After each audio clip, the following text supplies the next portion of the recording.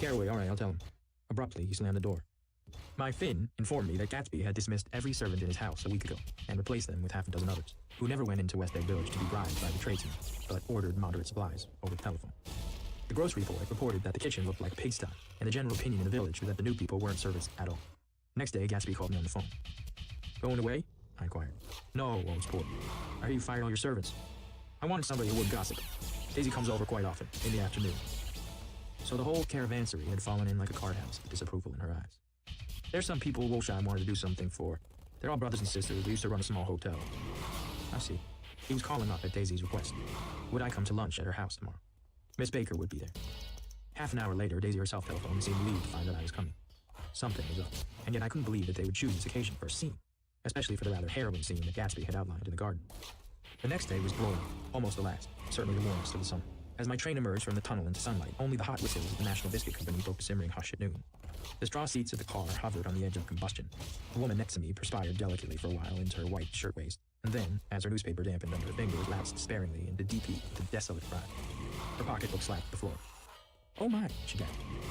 I picked it up with a weary bend and handed it back to her, holding it at arm's length, and by the extreme tip of the corners to indicate that I had no designs upon it. But everyone nearby, including the woman, suspected me just the same. Hot, said the conductor to familiar faces. Some weather.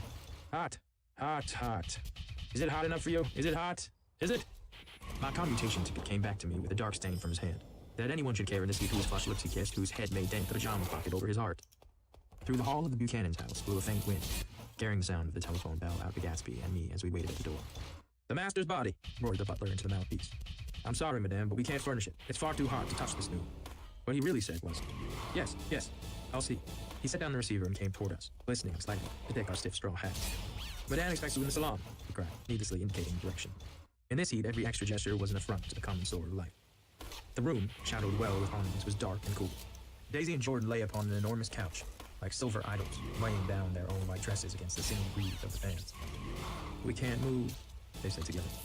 Jordan's finger, powdered white over their tan, rested for a moment in mine. And Mr. Thomas Buchanan, the athlete? I inquired.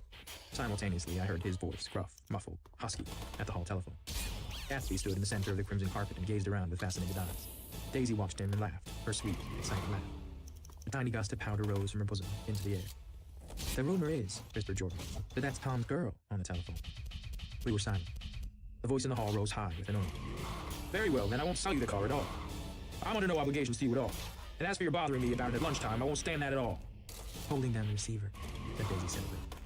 No, he's not, I assured her. It's a bona fide deal. I have to know about it. Tom flung open the door, blocked out his space for a moment with his thick body, and hurried into the room. Mr. Gatsby. He put out his broad, flat hand with well-concealed dislike. I'm glad to see you, sir.